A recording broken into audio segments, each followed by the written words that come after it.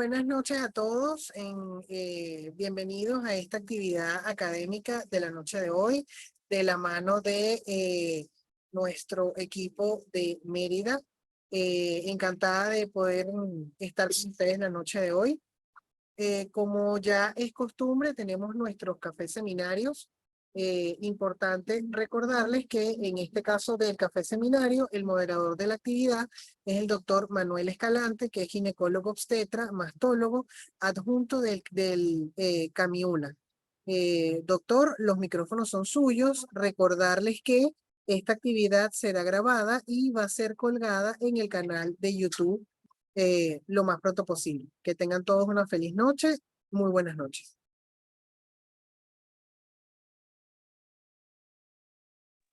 Gracias, Farah. Buenas noches. Agradecer nuevamente al Grupo Leti por la oportunidad de estos espacios para compartir en un nuevo café seminario. Agradecer al Centro Clínico por los espacios físicos que nos podamos reunir aquí.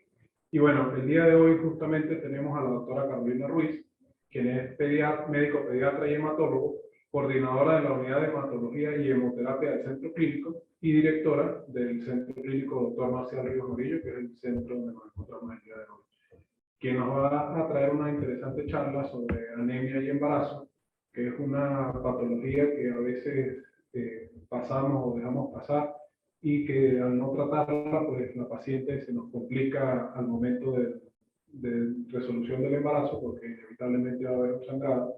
Y bueno, ella nos va a ilustrar un poco el día de hoy acerca de este interesante tema. Bienvenida, doctora Carolina.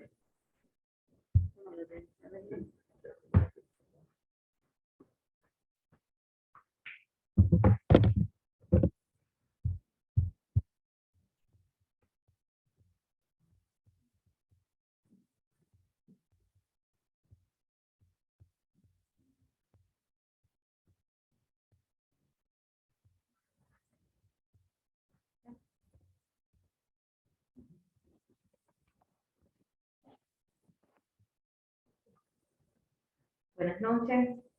En primer lugar, quiero agradecerle al doctor Antonio Villavicencio y al doctor Manuel Escalante su gentileza al invitarme a participar en este nuevo ciclo de conferencias, café seminario, preparado por la filial de Mérida de la Sociedad Venezolana de Ginecología y Obstetricia y patrocinada por la Laboratorios Leti. En el día de hoy vamos a hablar sobre anemia y embarazo. Quiero también, antes de comenzar, saludar a los asistentes que se encuentran en los espacios del centro clínico, así como los que se están conectando por vía remota, y saludar a los profesores, mis profesores que se encuentran en la sala, el doctor Rincón Pacheco y el doctor Ruiz, que además de ser mi profesor de la vida, es profesor de hematología y colega en esta especialidad desde hace más de 20 años. Ahora sí, vamos a comenzar entonces con el tema que vamos a discutir, que es anemia en el embarazo.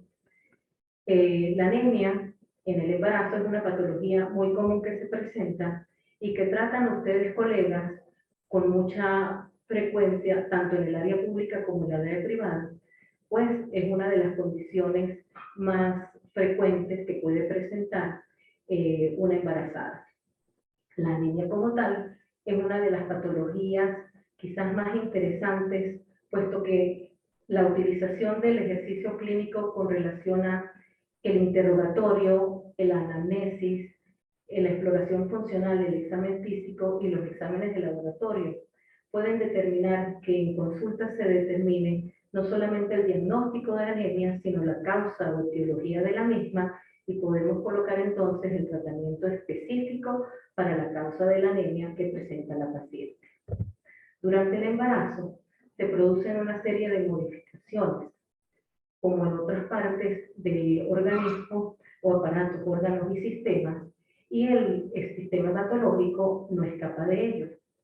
En el primer trimestre del embarazo se produce un incremento del volumen plasmático, que puede ir desde un 40 a 75%, dependiendo de si el embarazo es simple o gemelar, y que expresa entonces un incremento del volumen que produce una hemodilución fisiológica considerada en esta fecha. Esto ocurre desde el primer trimestre del embarazo, se intensifica en el segundo trimestre y disminuye en el tercer trimestre del embarazo.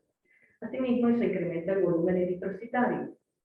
Entonces, esta hemodilución no conlleva una anemia, puesto que los volúmenes corpusculares de las embarazadas no se modifican y por ello esta hemodilución no puede ser considerada una anemia fisiológica, a menos de que, y se va a considerar anemia solo si los niveles de hemoglobina de la embarazada estaban bajos antes de comenzar su embarazo. El contagio plaquetario también se afecta durante el embarazo y puede producir una leve disminución de un 10%, también promovido por este efecto de hemodilución que se produce por el incremento del volumen plasmático, mientras que los leucocitos, por el estímulo del cortisol elevado en el embarazo, se produce entonces un efecto de la modificación o incremento de la migración de los neutrófilos a nivel vascular, que produce entonces leucocitosis con neutrofilia principalmente. En relación a la coagulación, pues también tenemos que se producen durante el embarazo una serie de alteraciones o de modificaciones. Se produce un incremento de fibrinógeno, incremento de los factores 7, 8, 10 y el factor de von Willebrand, lo que lleva entonces a que pacientes que sufran de estas patologías disminuyan los episodios hemorrágicos por el aumento proporcional de estos factores en este momento de su embarazo, pero además esta presencia de factores protrombóticos puede predisponer a que la paciente embarazada pueda presentar mayor predisposición a enfermedades trombotípicas, como es el caso de la CID y el tromboembolismo, siempre y cuando ocurran desórdenes, como es el caso de un aborto, como es el caso de una disrupción placentaria, una ruptura placentaria,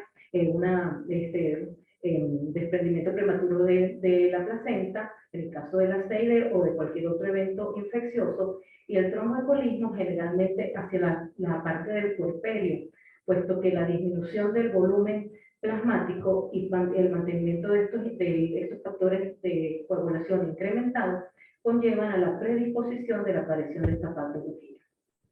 Con relación a los glóbulos rojos, pues entonces la principal modificación que ocurre es la disminución del número de eritrocitos o de hemoglobina en el embarazo, y generalmente o más frecuentemente es debida a déficit de nutrientes, encontrándose el déficit de hierro como uno de los principales factores, hasta en más de un 80% de la causa de anemia en las embarazadas.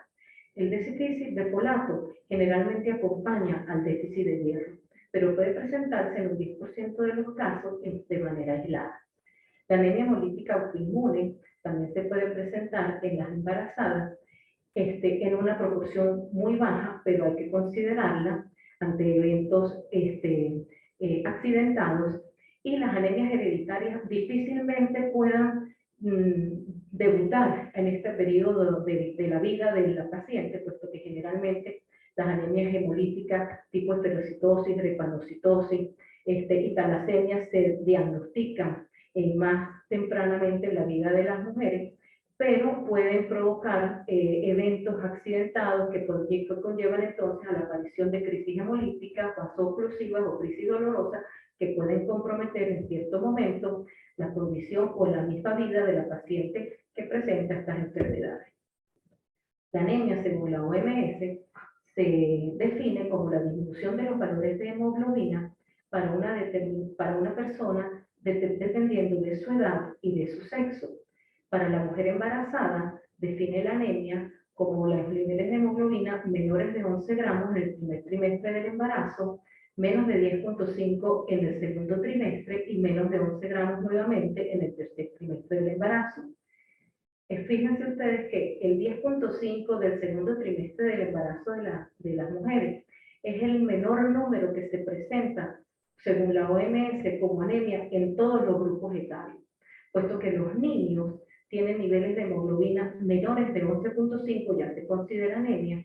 Los varones de la edad de los compañeros presentes, en niveles por debajo de 13.5 se consideran anemia, Y es por ello entonces que ese corte tajante de 10 gramos por decilitro de hemoglobina para considerar anemia debe desaparecer, puesto que las condiciones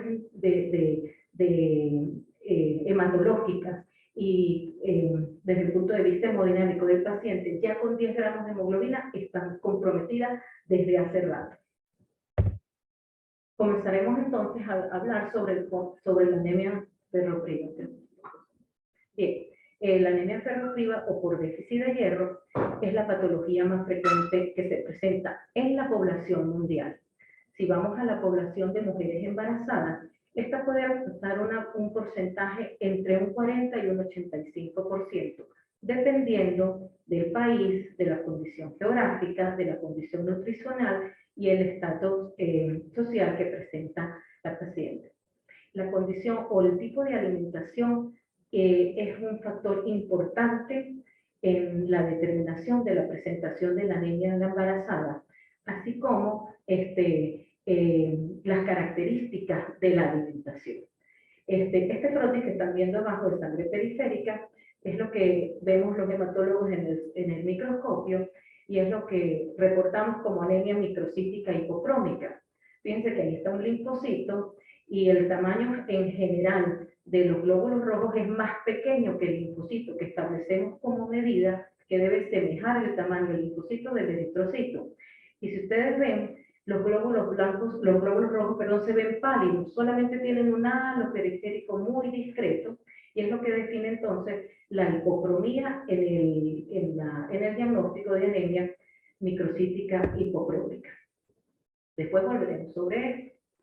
Ahora bien, el equilibrio entre el ingreso y la eliminación del hierro, que en general es a favor del ingreso, determina entonces que el estatus y depósitos de hierro de un organismo se mantengan estables. El alimento o la alimentación es la única forma que tenemos de forma fisiológica de consumir el hierro. Este se puede consumir de dos maneras. El hierro no hemínico, que se consigue en los cereales, como el trigo, como el arroz, y en los granos, en las vegetales, en la leche y en los huevos.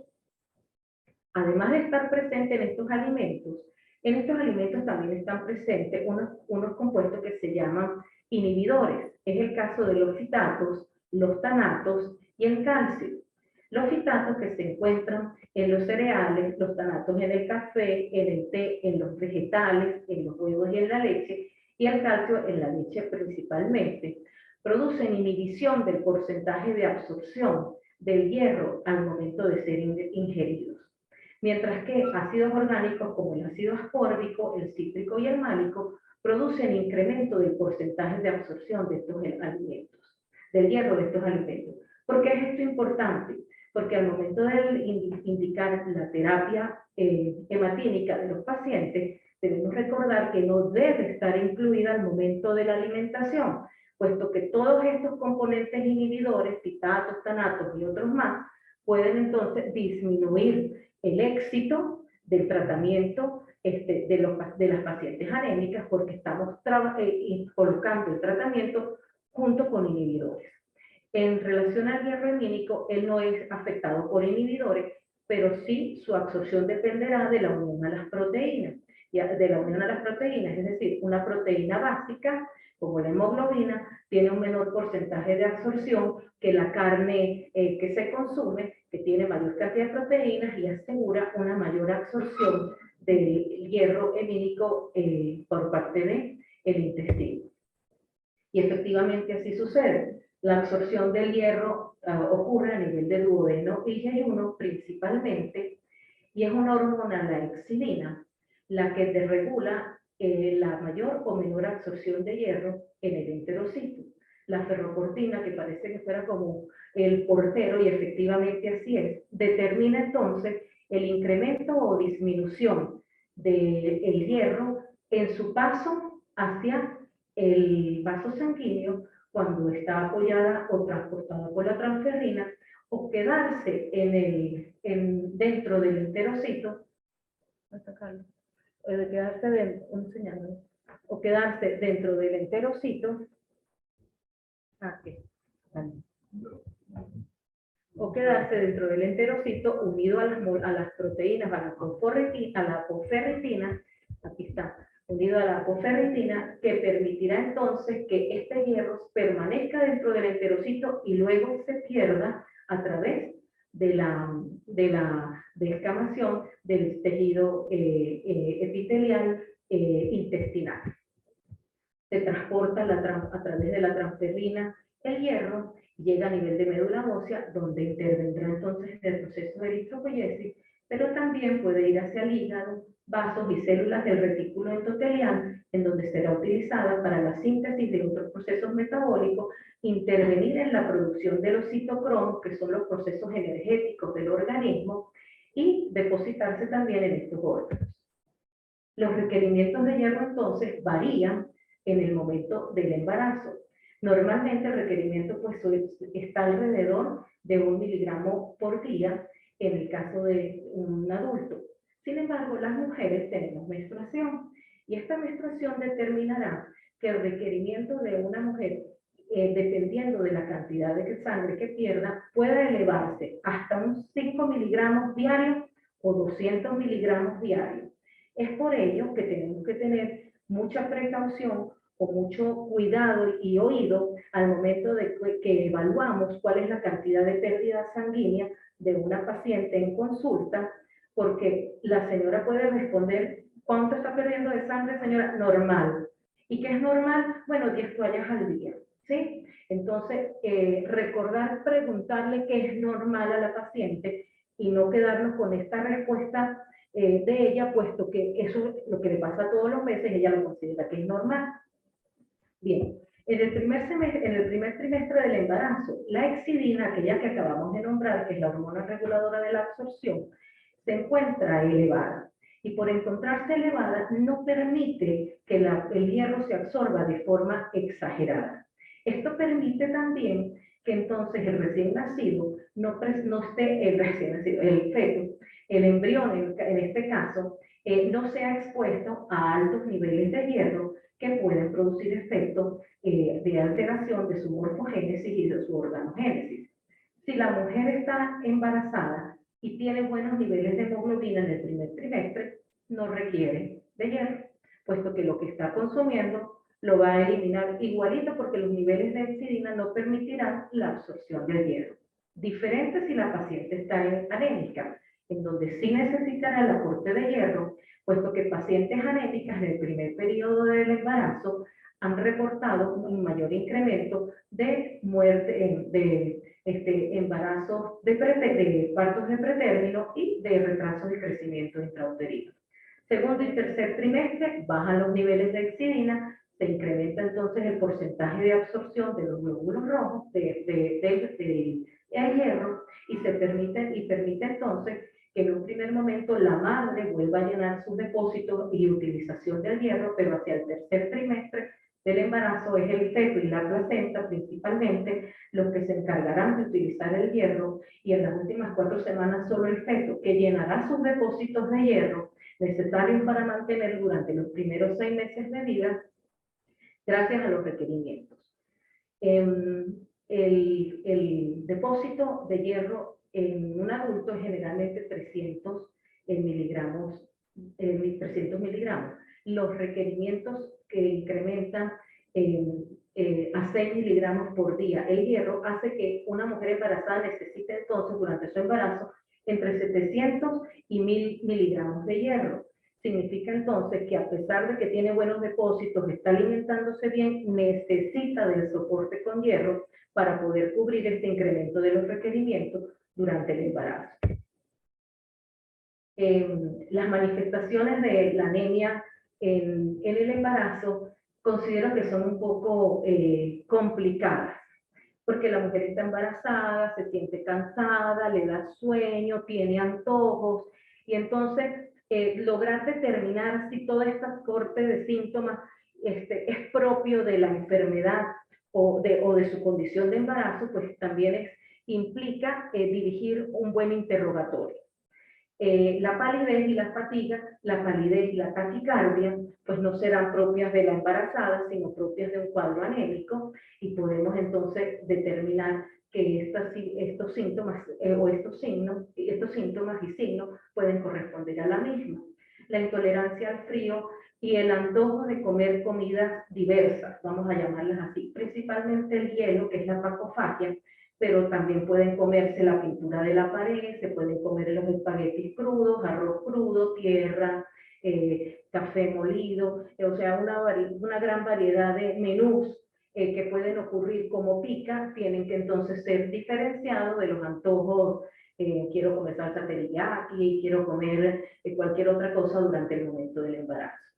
Al hacer el examen físico podemos evidenciar en la lengua la atrofia producto de la síntesis ineficaz de todas estas células de recambio rápido, y si a esto el interrogatorio nos lleva a que la paciente también presenta disfagia a los alimentos, principalmente líquidos fríos, entonces estamos en presencia del síndrome de Plummer-Vinson y es un cuadro característico o propio de la anemia.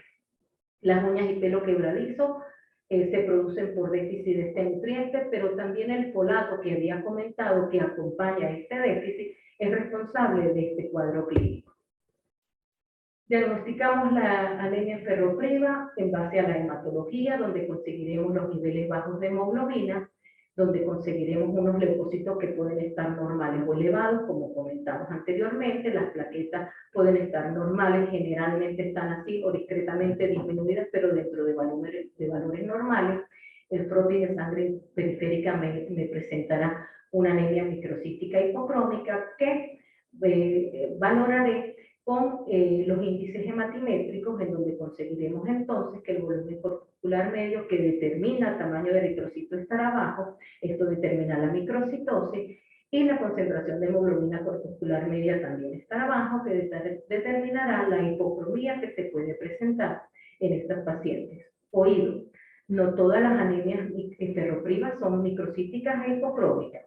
Podemos tener en los primeros fases de la anemia normocítica normocrómica, y en caso de anemias mixtas, porque tenemos una anemia por déficit de folato, también por déficit de hierro, vamos a conseguir en el frotis las dos evidencias, tanto de macrocitosis oval propia del déficit de folato como microcitosis e hipocromía, pero que en el momento de la determinación automatizada de los índices corpusculares se encontrará una anemia normocítica normocrómica.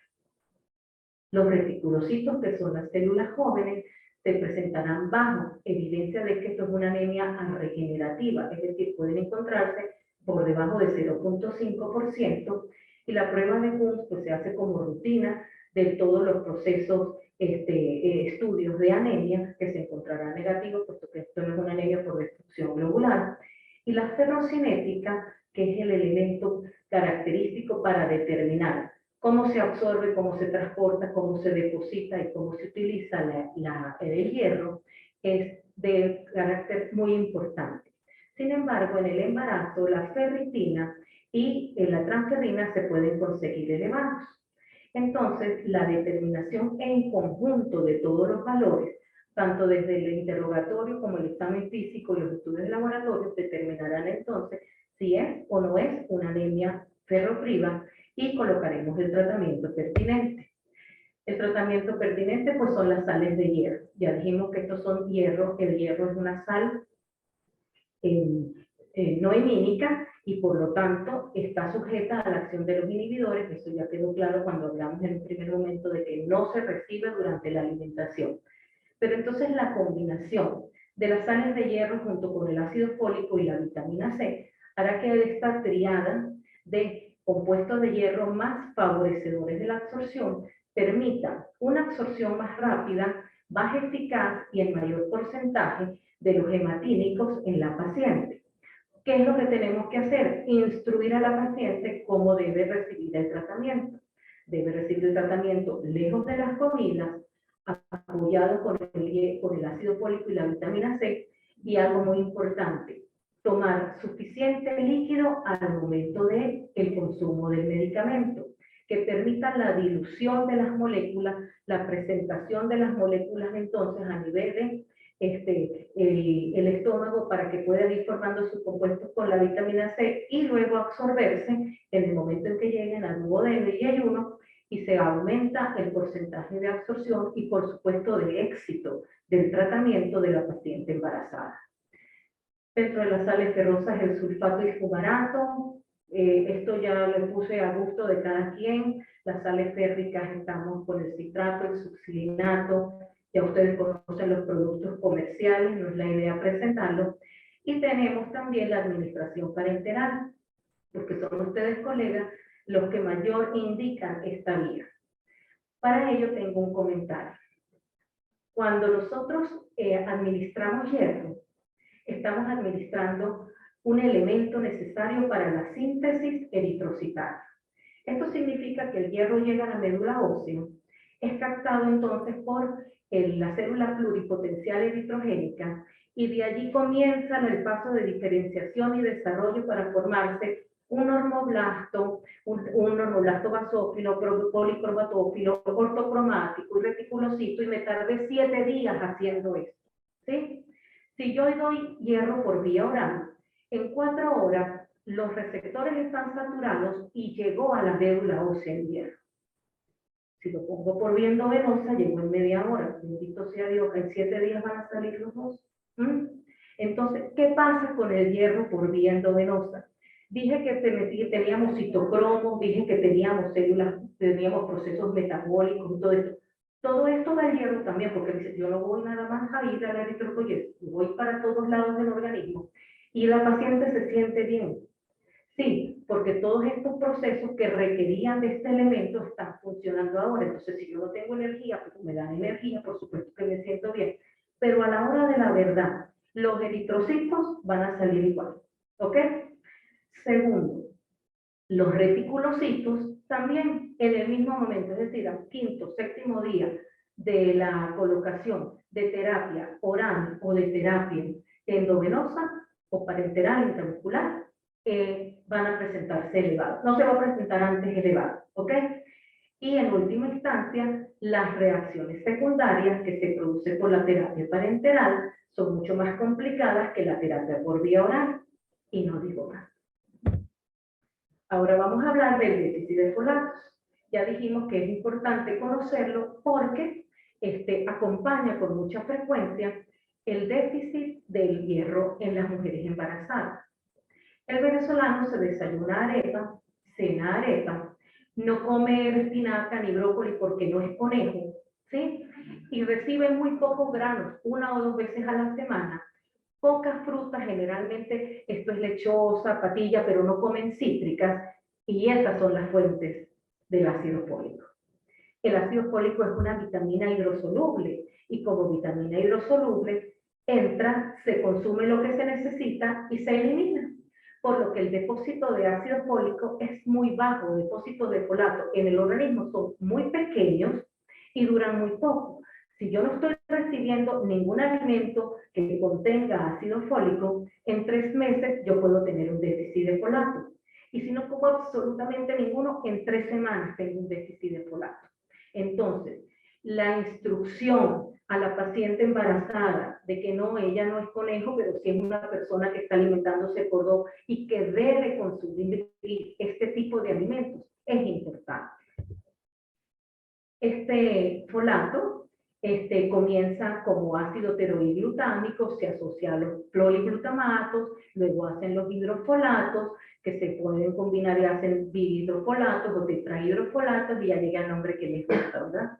Porque entonces el tetrahidrofolato se metila y entonces hace la metilente-tetrahidrofolato, actúa la metilente-tetrahidrofolato reductasa, que interviene en una serie de procesos metabólicos que ustedes estudian y les da dolores de cabeza, puesto que la falla de esta enzima produce entonces alteraciones de la fertilidad, que es algo que ustedes tratan con muchísimo más frecuencia de lo que lo trato yo, ¿ok?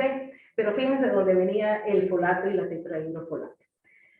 Los requerimientos de hierro, 1 a 5 miligramos, porque se elevan en el momento del embarazo, más si la paciente no ha recibido alimento o terapia con el ácido fólico. Y la función de los folatos es participar como coenzima de vías metabólicas en síntesis celulares, sobre todo de la parte neurológica, y ahí tenemos entonces el conocimiento de que pacientes con déficit de ácido fólico tienen mayor tendencia a producirse defectos de tubo neural, y de allí la necesidad de la terapia con ácido fólico o con folato 4 semanas previa o 4 meses previa al embarazo, para garantizar que todo esto esté funcionando correctamente en la mujer embarazada. Las manifestaciones clínicas del déficit de folato, similares a las manifestaciones clínicas general, con algunos bemoles. La palidez de los pacientes con déficit de folato exclusiva, tiene una característica, que ella es una pálida con una tinte subitérico, que los describe como flavínico. Y el flavínico es tinte verde limón, es decir, yo me veo discretamente amarilla por allá. Y esto representa o evidencia la eritropoyesis ineficaz que se está produciendo producto del déficit de folato, porque se producen las células, pero las células no son de características normales, por lo que su función está alterada, reducida o modificada. La fatiga como efecto de que haya de pocos eritrocitos que estén llevando al tejido el oxígeno, y asimismo la taquicardia. Y los déficits de vitamina B, del grupo de vitamina B, tienden principalmente a producir alteraciones del orden neurológico, es decir, parestesia, sobre todo la vitamina B12, pero la vitamina B9, que es el ácido fólico, también produce estas alteraciones. La glositis, que es similar a la del déficit de hierro, que presenta la atrofia lingual, podemos evidenciarla, pero también con una evidencia de inflamación, es decir, de congestión y de eritematosa que se puede presentar, y que la diferencia de la otra atrofia de la lengua propia y pálida propia del déficit de hierro. Manden a sus pacientes a abrir la lengua, abrir la boca y verles la lengua cuando vayan a las consultas. El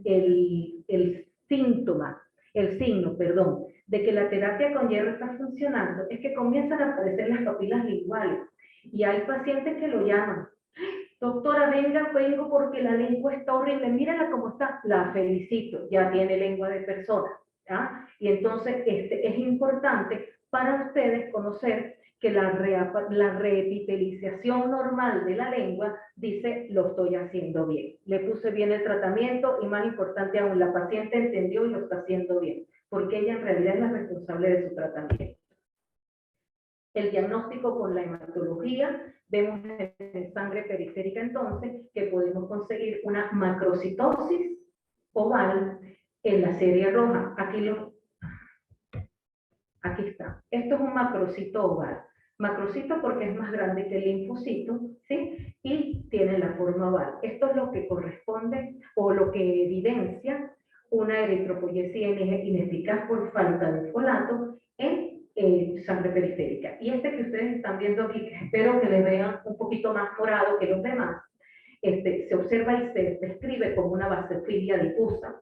Se indica que este eritrocito se formó realmente mal y en poco tiempo va a morir. Es decir, que la sobrevida eritrocitaria está disminuida, y de allí ese tinte flavínico que estuve expresando, que estuve describiendo hace rato. En la serie blanca conseguimos esta alteración. Esto es lo que se llama un macropolicito. Y los macropolicitos no son más que neutrófilos que normalmente contienen entre 3 y 5 segmentos, pues tienen hasta 8 y 10 segmentos, como están viendo en este neutrófilo, y que señala el déficit de folato en este paciente. Los índices hematrimétricos, bueno, entonces a repetir, encontramos el volumen corpuscular medio elevado, y la concentración de hemoglobina corpuscular media puede estar normal o elevada en el índice, pero eso no indica que tengamos una anemia macrocítica hipercrónica. Siempre va a ser normocrónica. Los reticulocitos pueden conseguirse normales, discretamente elevados o disminuidos, Todo depende del grado de eritropoiesis ineficaz que se esté produciendo.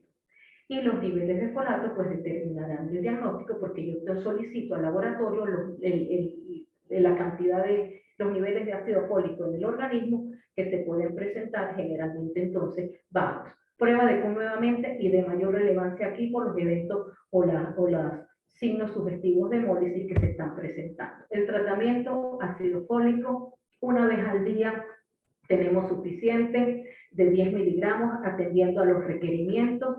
Y sí, desde antes de la concepción, durante todo el embarazo, y a nosotros los pediatras nos gusta que también durante la lactancia la mamá mantenga el ácido fólico, por si acaso ya no quiere comer vegetales ni nada de estas cosas, le garantice al bebé que está nutriéndose adecuadamente con la leche materna. Brevemente, en aras del tiempo, la anemia hemolítica autoinmune, pues aquí lo que ocurre es un análisis intravascular de los eritrocitos por la presencia de anticuerpos dentro del vaso sanguíneo, que promueve entonces la formación de complejos antígenos anticuerpos sobre la estructura o superficie eritrocitaria, que produce entonces un acortamiento de la vida eritrocitaria. Una vez que pasan por capilares, pasan por el vaso, pasan por el hígado, no, este está anormal, déjenme quitarle este pedacito raro que tiene en la superficie eritrocitaria. Y esto va a provocar entonces alteraciones morfológicas que vamos a ver posteriormente. Las anemias hemolíticas pueden tener un origen primario de muy poca frecuencia, pero puede ocurrir, debutar en el momento del embarazo, o ser secundarias a patologías como lupus, como artritis, o como síndromes trombofílicos que pueden ocurrir, o pueden formar parte de los elementos propios de cuadros sintomáticos de importancia, o que tienen mucha repercusión porque participan muchos órganos y sistemas, como es el caso del síndrome de EVA, del síndrome de Hell, entre otras patologías. La manifestación clínica dependerá de la velocidad de instalación de la enfermedad, de la intensidad de instalación de la enfermedad y de la duración de la enfermedad. Entonces tenemos que el paciente puede presentarse asténico, con debilidad, puede presentar mareo, o puede presentar, en caso de una evolución abrupta y rápida del cuadro, disnea, dolor abdominal, fiebre con dolor profuso, sobre todo en el área abdominal. Se puede presentar palidez, pero más se va a presentar ictericia, y dependiendo del tiempo que haya permitido que el cuerpo pueda reunir, recoger y retirar todos estos eritrocitos alterados, podemos presentar esplenomegalia o hepatomegalia. Si la anemia hemolítica es importante y compromete entonces por la reducción de los niveles de eritrocitos, puede llegarse a falla cardíaca, shock y eventualmente pues la muerte. En el laboratorio vamos a encontrar entonces que en la hematología los eritrocitos, es decir, la hemoglobina, se va a encontrar disminuida. Esto es lo que vemos en el frote y lo que estaba comentando. La presencia de esquistocitos, así se llama este eritrocito, porque es un eritrocito que ha sido depletado de una parte de su estructura molecular, de su estructura de membrana, hasta que queda pedacito. Por supuesto que ya no está funcionando como transportador de oxígeno. Y la microcitosis, los microesferocitos que se presentan también, que no son iguales a la esferocitosis hereditaria, sino que son pequeñitos que señalan también que me han ido arrancando pedacitos, es lo que vemos. Un frotis sucio, describimos nosotros entonces estos frotis de hemólisis, se va a encontrar presente, los leucocitos generalmente se van a conseguir elevados, y las plaquetas pueden conseguirse normales, elevadas o disminuidas, dependiendo del compromiso que se tenga. Los reticulocitos se van a conseguir elevados, y la bilirrubina se va a conseguir elevada a predominio de la bilirrubina indirecta, porque es un fenómeno hemolítico lo que está sucediendo. La prueba de Kunz se va a presentar positiva en estos fenómenos de anemias hemolíticas autoinmunes. Hay una poquita proporción de anemias hemolíticas autoinmunes en donde no se positiviza el Kunz, pero generalmente está positivo el Kunz. Y esto determinará o apoyará entonces el diagnóstico que estamos haciendo. El tratamiento, pues uno dice, si le bajó la hemoglobina y tiene 6,5 de hemoglobina, vamos a transfundir. La transfusión de un paciente con anemia hemolítica es una de las cosas más difíciles que se presenta para el hematólogo, puesto que la reacción antígeno-anticuerpo que hay circulante en sangre determina que es muy difícil conseguir una nueva sangre compatible para ese paciente y por ende poderle transfundir. Quizás cuando ustedes eran residentes de obstetricia veían a los residentes de hematología transfundiendo 10 cc y vamos a hacer un hematocrito, 10 cc y vamos a hacer un hematocrito, sí. Eso es lo peor que le ponían uno de castigo. Pero los esteroides en realidad funcionan como terapia para, de aguda para la anemia hemolítica autoinmune, puesto que ella como inmunosupresora ayuda a disminuir esta respuesta inmunogénica y permite entonces que los niveles de hemoglobina vuelvan a subir. En caso de que esta patología se mantenga en el tiempo, la esplenectomía, porque el vaso está aumentado de tamaño, producto de recoger toda esta pila de quistocitos y toda esta pila de desechos eritrocitarios, está indicada. Y drogas citotóxicas, es decir, quimioterapia, como el caso de la ciclofosfamida, o inmunomoduladoras, como el caso del danazol o de la ciclosporina, también están indicadas en procesos de larga edad. La plasmaféresis y las inmunoglobulinas en hospitales y en sitios donde podamos conseguir el beneficio de la plasmaféresis, pues está por supuesto indicada, y el uso de las inmunoglobulinas también. Bueno, esto era lo que yo quería discutir y presentarles. Quiero darles las gracias y voy a hacer así. Voy a saludar como esta manito que está aquí saludando. Este es mi nieto. Mi nieto tiene 22 semanas de vida intrauterina. Espero tenerlo con nosotros en el mes de diciembre. Y como él dice gracias y chao, yo también digo gracias y chao. Muchas gracias.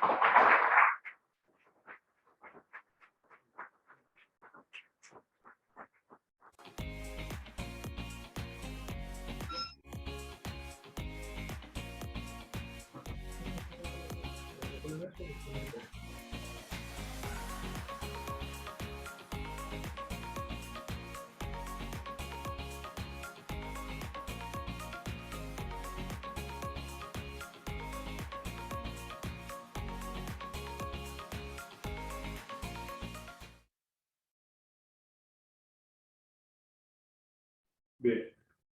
Muchas gracias a la doctora Carolina Ruiz por su excelente y didáctica presentación. Agradecer nuevamente al Centro Clínico Grupo Leti y a la sección suroccidental de obstetricia y ginecología por los espacios y la organización de este evento. Vamos a abrir el derecho de preguntas y respuestas tanto a la audiencia que está presente aquí en el Centro Clínico como a las personas que están conectadas vía Zoom. Si hay alguna pregunta. El doctor Ruiz. Aquí, doctor, por favor, para que se escuche también la gente.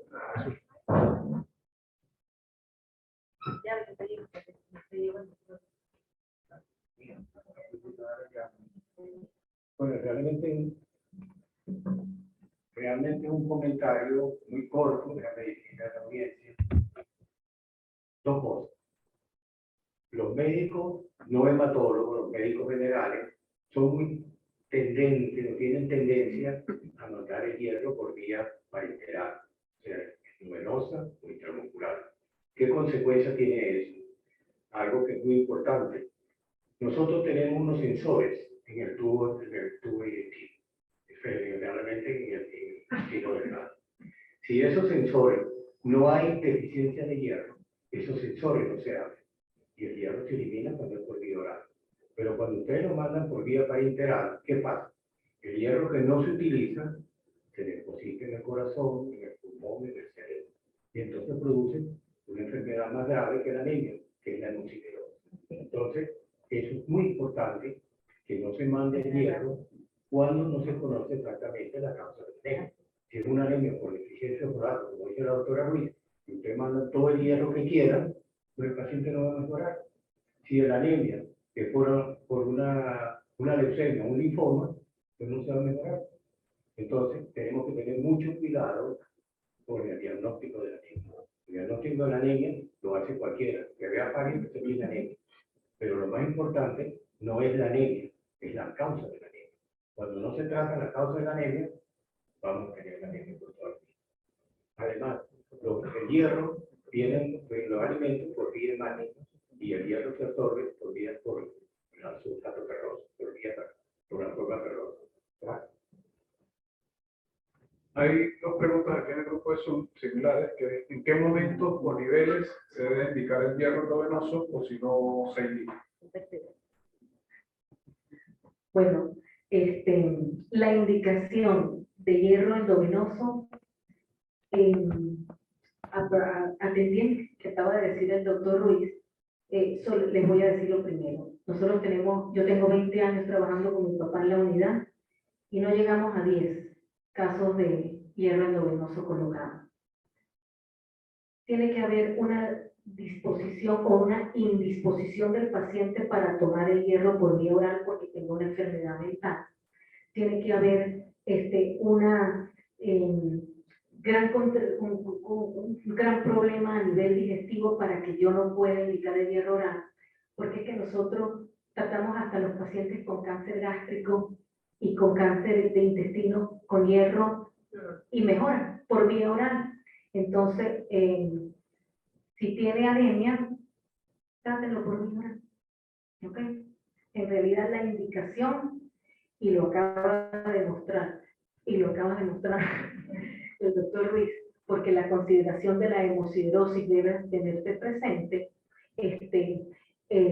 obliga a que determinemos, y luego de que explicamos la vía eritrocitaria, si en realidad es o no es necesaria la vía parenteral. Hay una pregunta que, ¿cuáles son los alimentos que inhiben la absorción del hierro? A ver, los alimentos contienen el hierro, pero tienen los inhibidores.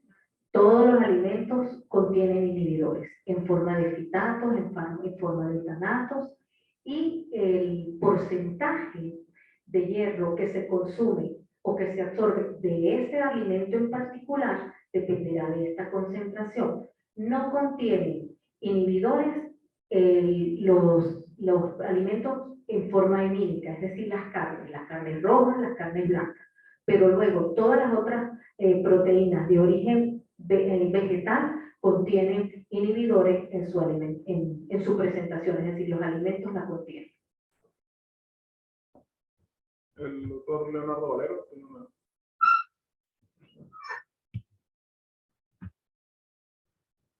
Doctora, disculpe, hay también otra pregunta que dice, por favor repetir los niveles cuando es megaloblástica.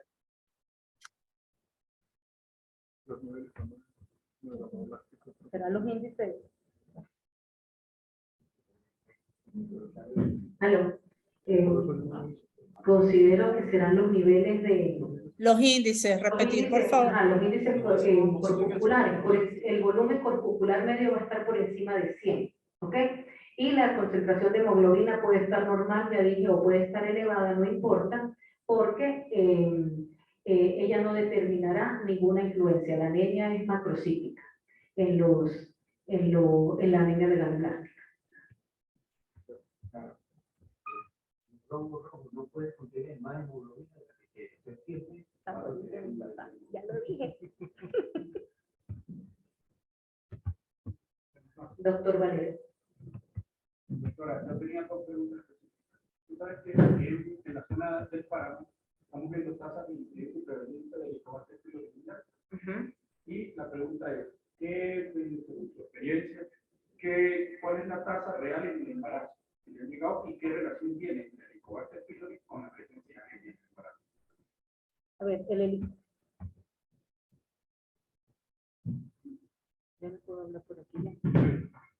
Leonardo, tú sabes que no hemos tenido casos de embarazada con Helicobacter pylori y anemia, pero sí tenemos niños principalmente y adultos con Helicobacter pylori.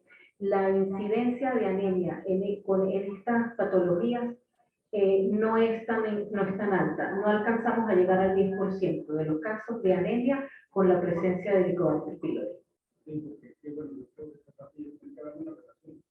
Pero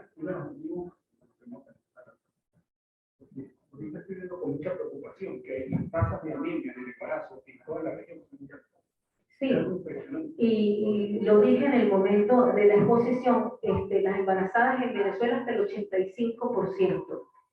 La nutrición o la alimentación, las parasitosis y la desviación del tipo de alimento que están recibiendo. O sea, bendito sea Dios, si los nenes están recibiendo teteros de atol de plátano, y los adultos están comiendo también solo carbohidratos, hierro hemínico que tiene fitato y tanato, bendito sea Dios, y no están consumiendo proteínas realmente, pues la absorción del hierro está siendo comprometida de forma importante y de allí la alta incidencia de anemia que estamos viendo, sobre todo la alimentación. Nosotros hicimos una tesis hace 2 años, que era buscar la anemia en el tercer trimestre, el estudio de la anemia en el embarazo, y las tasas eran altísimas, están alrededor del 70-80%. Se les indicaba el medicamento. Y una de las causas que se vio es que la paciente como que no entiende de qué manera debe utilizar el hierro. Bueno, esa es otra cosa que quiero que quede redundando en la mente de todos los colegas que escucharon la charla. O sea, tomarse el tiempo para preguntar cómo te estás tomando el medicamento y reforzar la técnica adecuada, y así la llamo yo en consulta, la técnica adecuada de cómo consumir los hematínicos, hace la diferencia en la respuesta al tratamiento. Doctora, esto es como que yo no me lo hubiera tomando nada. Ajá, ¿y cómo te estás tomando el hierro? Bueno, con la comida, con el desayuno, con el almuerzo. No te puedes tomar el hierro con la comida. Tienes que tomártelo separado. Si los adultos, para ustedes es mucho más fácil que para mí. Ustedes díganle para la paciente, ponga el celular y que le suene la alarma. Y tengan una botellita de agua de 200 cc dentro de la cartera. Sonó la alarma, sacaron sus 3 pastillas, se tomaron sus pastillas, se tomaron todo el vasito de agua y siguieron trabajando. Y entonces ya verás que la diferencia es importante en la respuesta terapéutica cuando le abres la boca y le mires la lengua a tu paciente a la siguiente consulta. Lo otro es insistir y concientizarles con la parte de alimentos. Lo que yo dije acá no es mentira, eso es lo que yo veo todos los días. Yo no como eso porque yo no soy un conejo y ¿cómo me va a quitar usted la arepa de la noche? ¿Será para que yo me muera? Entonces, no. Enseñar a los pacientes, yo les digo, mire, todo el resto del mundo menos Venezuela, ven algo que no es arepa. Y no se han muerto. Y no se han muerto, entonces debe ser que es posible. Otra de las cosas, bueno, aquí tengo para los que hay, por lo menos en la zona sur del lago, nosotros tenemos mucha influencia de esa zona, de que prohíben el consumo de cítricos durante el embarazo. Bendito sea Dios, y no digo más. No, es que, porque bueno, uno está en la lucha constante de quitar eso, pero es algo tan básico, pero que ocurre con tanta frecuencia, algo tan como la anemia, y eso es un problema que yo creo que ahorita aquí en el occidente del país, porque los hospitales universitarios, que prácticamente en todo laboramos, llegan todos esos casos. Entonces es algo alarmante. Alarmante la cantidad de anemia que se están viendo por una mala... Por eso les digo, colegas, o sea, tomarse el tiempo para revisar y enseñar a la paciente a tomarse el tratamiento hace la diferencia. Bueno, las consultas de seguimiento mías son, doctora, ya voy trabajando en los vegetales, ya casi estoy aprendiendo a comer ensalada, ahora voy a tratar de comer fruta, ¿sí? Mientras tanto tiene el apoyo de la cajita, ¿sí? Pero la idea es, por ejemplo, es que no solo la paciente está embarazada, sino que luego entra el periodo de lactancia y va a seguir siendo paciente y ustedes le van a seguir viendo. O sea, que haga el hábito de la buena alimentación para ella, para el marido, para su hijo, para todos en casa, de manera que no haya riesgos de que presente anemia antes de que se vuelva a embarazar, porque esa es otra causa de anemia, ¿no? Los embarazos subsiguientes y repetidos con un periodo intergenético corto. Entonces, también tenemos que enseñar a las pacientes, a los pacientes, a los niños, a los adultos, a la importancia de la buena alimentación, siempre y cuando, pues, hacerle conocer la variedad. Por ejemplo, no puedo comer carne, pero entonces vamos a comer lentejas. Vamos a comer lentejas y nos vamos a comer la naranja, ¿sí? de manera que te comes la lenteja, que a pesar de que hay fitatos dentro de su composición, yo estoy aprovechando el ácido orgánico para que se absorba mejor, incrementa el porcentaje y entonces tú te la comes en hamburguesa, te la comes en enrolladita, te la comes como tú puedas comértela y pudiste comer proteína de origen vegetal que tiene hierro lumínico, pero te puede ayudar. ¿Ok?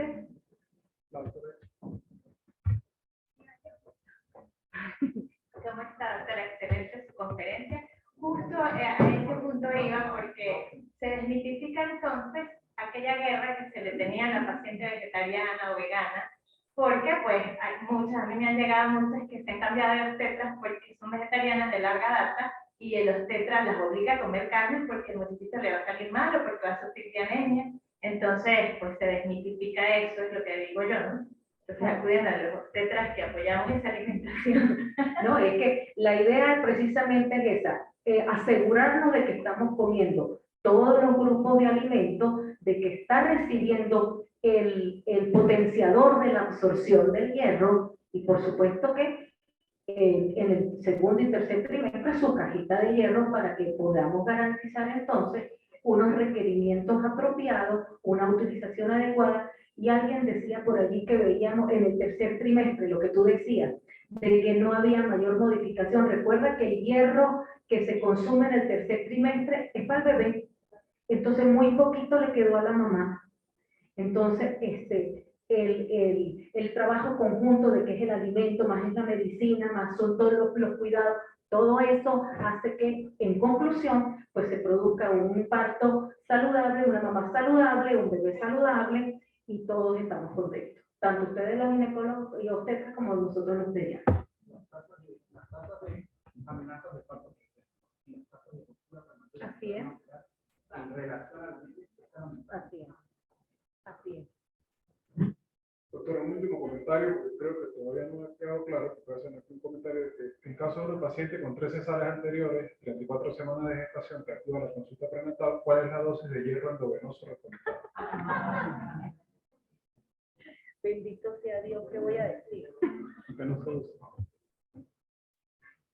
A ver, Bueno, volvemos a lo mismo. No van a sacar que yo les diga que les ponga hierro parenteral. No se los voy a decir, voy a volver a repetir, usted le va a colocar su hierro por vía oral, que es el hierro que se absorbe por la vía fisiológica, y no van a necesitar de hierro parenteral, se los garantizo, si ustedes hacen todas las técnicas y utilizan todas las herramientas de las que acabamos de hablar.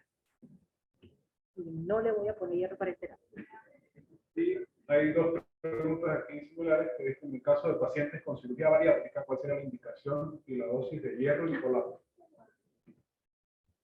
A ver, las indicaciones de cirugía bariátrica tienen que mantener estos complejos hematílicos durante mucho tiempo, ¿sí? Y van a mantener, recuerda que se absorbe a nivel de duodeno y yeyuno. Todo depende de en donde haya habido, si es manga o si es bypass o todo lo que hayan retirado.